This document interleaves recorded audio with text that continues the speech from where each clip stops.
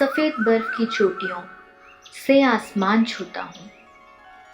मेरे सीने से टकराकर ही मेघ भारतवर्ष में बरसात को मजबूर हो जाते हैं। मैं ही बर्फ को पिघलाकर गंगा यमुना जैसी नदियों को जन्म देता हूँ। मेरी जलधाराओं से ही आधे हिंदुस्तान के शहर पलते हैं।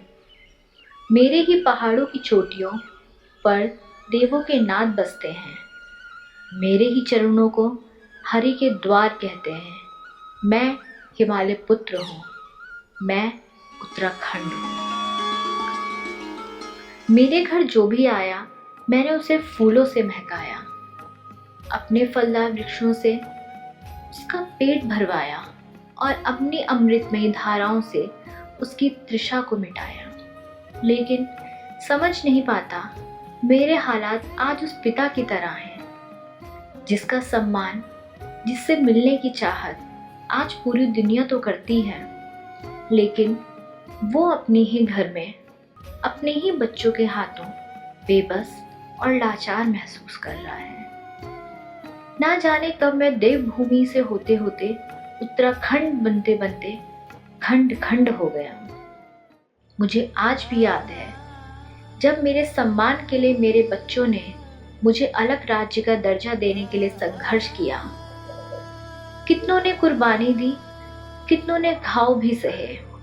उनके त्याग और बलिदान से मुझे 9 नवंबर सन 2000 को राज्य का दर्जा तो मिला, लेकिन मेरी तरह देवभूमि को वो मतवाले क्या जानते थे कि राजनीति की भेंट चढ़ जाऊंगा मैं। अब तो ठीक से याद भी नहीं कि कितनी बार नेताओं ने मुझे कलंकित किया।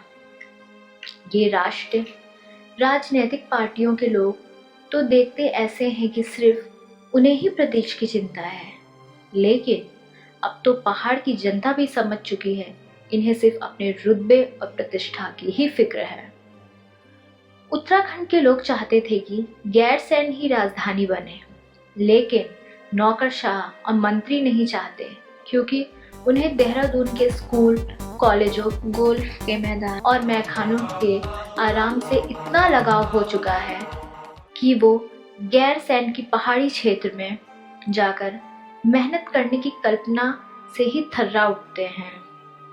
इसलिए बयानबाजी तो खूब हो रही है, लेकिन हकीकत यही है कि चाहे कांग्रेस हो या भाजपा, इसे सिर्फ मुद्दा बना के रखना चाहते हैं।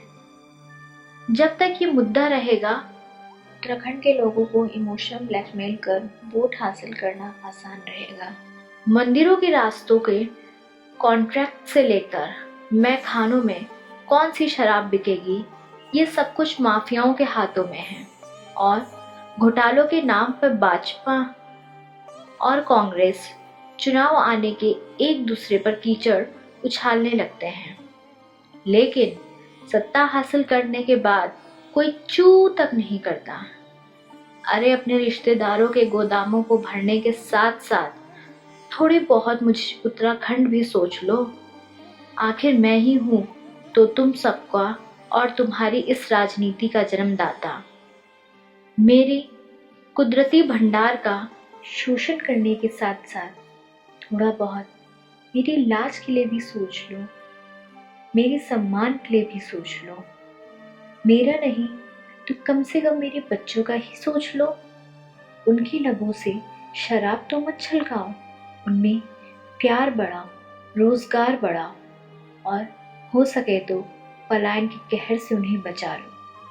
मैं भटकता हुआ उत्तराखंड हूँ, मुझे सही मायने में देवभूमि का सम्मान दिलाओ।